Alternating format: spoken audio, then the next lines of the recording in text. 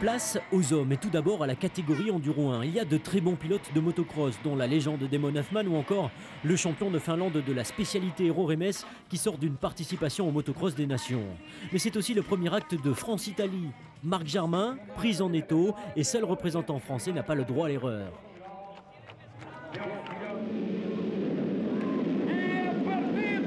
C'est parti et logiquement, Eero Remes signe le all shot. Marc Jarmin, comme ses deux rivaux italiens, sont dans le paquet derrière deux Américains, dont l'étonnant Jimmy Lanza, l'une des surprises des ISDE, qui prend la deuxième place.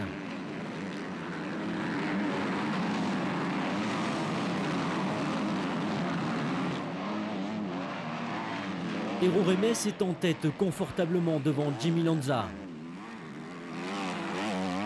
Côté italien, Fabio Mossini travaille pour son équipe en faisant le forcing. Il va même réussir à dépasser Timmy Wegand, l'américain, pour prendre la troisième place. En revanche, Simone Albergoni a plus de mal et pour l'instant, il est dominé par un Marc Jarmin étonnant lors de cette manche Enduro 1. Les pilotes n'ont pas reconnu la piste, seulement 7 tours à couvrir et Eero Remes s'impose, remportant du même coup l'Enduro 1, son premier grand succès sur la scène enduro mondiale.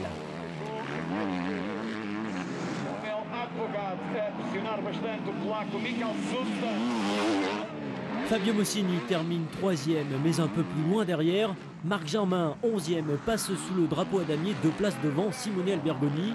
La France n'a perdu qu'une poignée de secondes, elle reste solidement en tête.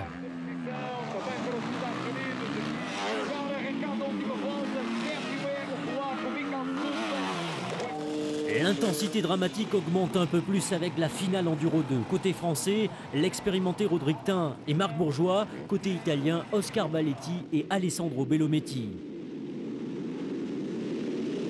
C'est parti pour l'Enduro 2. Luis Correia connaît le spot par cœur. Il prend logiquement la tête de la course. Derrière lui, l'ancien crossman Rodrigue Tin. On retrouve Cristobal Guerrero ou encore le Carcieux. Alessandro Bellometti pour l'Italie et Marc Bourgeois qui monte ici sur le mur. Correia en tête, Tin est deuxième.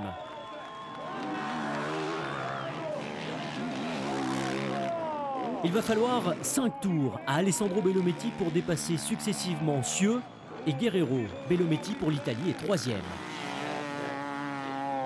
Pendant ce temps, Luis Correia offre un récital au public portugais et Rodrigue Tin reste dans sa roue. Il joue le résultat par équipe. Son coéquipier Marc Bourgeois, 16e, assure lui aussi au maximum en gardant l'Italien Balletti en ligne de mire. Le classement général bouge également chez les juniors où l'Espagne est désormais à égalité avec les Français dont Sébastien Bozo. Tout reste à faire chez les moins de 23 ans. Résultat, Correia s'impose, le public portugais exulte. Rodrigue Tin, deuxième, devant son rival Alessandro Bellometti, remporte sa catégorie en individuel aux ISDE. L'Italie a attaqué, mais la France a assuré. La tension est à son comble, tout se joue maintenant. Salvini et Boturi pour l'Italie, Méo et Nambotin pour la France.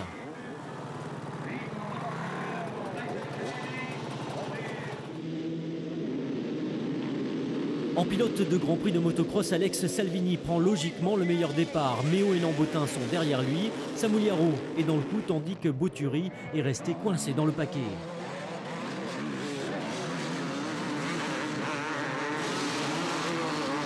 La France est dans une position idéale, mais Antoine Méo est joueur et il va venir chatouiller Salvini avant de recevoir les consignes d'équipe au panotage et rendre les gaz.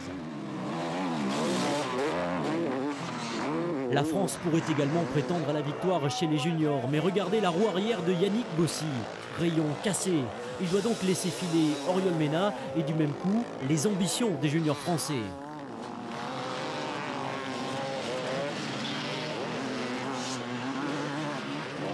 Alex Salvini pour l'Italie va remporter cette finale, mais la messe est dite pour la France. Antoine Méo et Christophe Nambotin offrent aux Bleus le titre suprême. Le trophée, la France est championne du monde par équipe.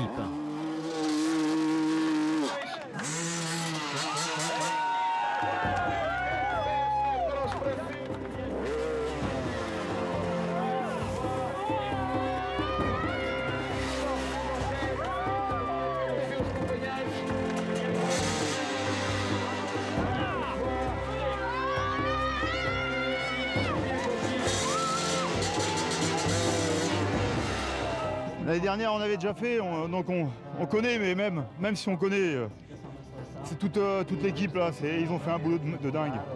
Les pilotes, bien sûr, mais tout le monde. Le docteur, il a beaucoup travaillé. Et les kinés, la cuisine, partout, les mécanos, ils ont travaillé. J'ai rien à faire, je vais arriver au CH, j'ai rien à faire. C'est tout, ça marche tout comme sur des roulettes. Et ils trouvent les pannes tout de suite, il y a un problème, ils anticipent.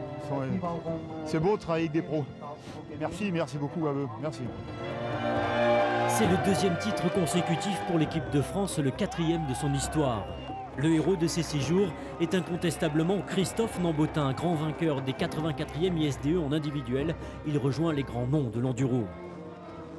Bon, j'ai un petit peu de mal à réaliser parce que c'est vrai que pour moi, gagner le scratch des 6 jours, ça n'a jamais été quelque chose d'envisageable.